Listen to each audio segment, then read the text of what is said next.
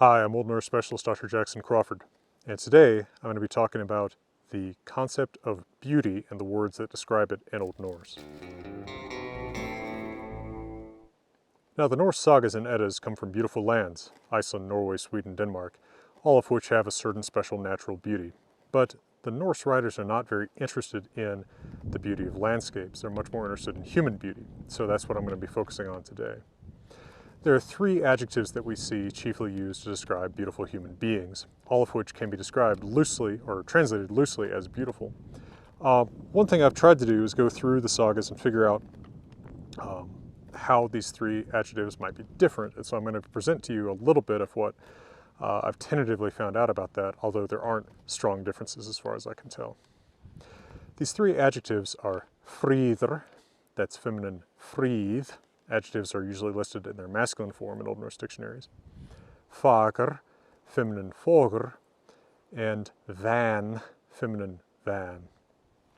Now, vann has a strong association with youth and promise, and this can be used both of a person as well as of a landscape or something like crops.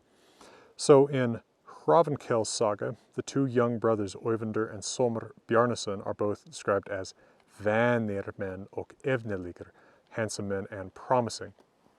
Again, being young men, it's more a sense of attractiveness as promise, as something that's potential in a person.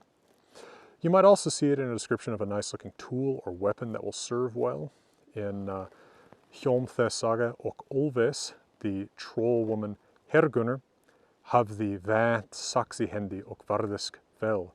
She had a beautiful short sword in her hand, and she defended herself well.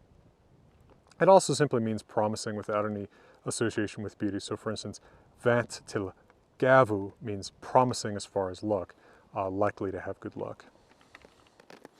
Note that a man described with vann or any other beauty adjective is also very likely to be described as mikil, big, and or sterker, strong. So in Borðr saga Snæfellsás, Borðr is bæði mikil og vann at sjá, and Dumbr is bæði sterkur og vann, so both big and handsome to see, and then both strong and handsome. And in Njál's saga, Hrútr is vann maður, mikil og sterkur, a handsome man, big and strong, while Oyjólfur Bolverksson is allra manna fríðastar sunum, mikil og sterkur og it besta höfðingaefni. Of all men, the handsomest in appearance, big and strong, and the best material for a chieftain. It's not hard to find superlatives in general. So, vænstr, handsomest, or in vænstimaður, the handsomest man, or in vænsta the most beautiful woman, or fríðastar, most beautiful, or in fríðastimaður, or in fríðastakona, the handsomest man, or the most beautiful woman, or fegurstr, most beautiful, or in fegurstimaður, or in fegurtakona. There's just a ton of superlatives in Old Norse when it comes to describing beauty. You will get really tired if you read all the sagas through of all the women who are described as the most beautiful woman in Iceland or the most beautiful woman ever. Although it's kind of interesting to note that typically descriptions of men's beauty or handsomeness or whatever is more detailed than descriptions of women. So often we'll just leave a woman's description at, oh, she was the most beautiful woman ever, but a man's description will be described in a lot more detail. I know, which I think is actually kind of a big contrast with our literature, where in modern poems or movies or novels or short stories or fanfic, a woman's beauty will be described in a lot more detail than a man's appearance. Think about in Njál's saga, where a man like Gunnar gets a description that covers just about 2 pages in a standard printed text in chapter 19, all about how handsome he is and how high he can jump and how he swims like a seal and all this stuff. Now, so I talked about vann a little bit. Between fagr and fríðr, it's a little bit harder to tell the difference between these two. Hair that's beautiful is very likely to be described as fagr, whether that's a man's hair or a woman's hair. So in Njál's saga, hon, Hallgerður, var fagr hår och svo mycket hårigt att hon måtte hylja sig med. She was beautiful of hair and had so much hair that she could hide herself with it. This is a common conceit in the sagas that a woman is beautiful. She has a ton of hair and she can kind of cover herself with it. You also see that, for instance, in Ragnar's saga with Oskar when Ragnar is first meeting her. Similarly, in Njál's saga, Kori has håret bæði mikið og fagrt, hair that is both big, a lot of it, and handsome. It's common for both fríðr and fagr to be used of one person. In the prose Edda, Loki fríðr og fagr synum, so Loki is handsome and handsome of appearance.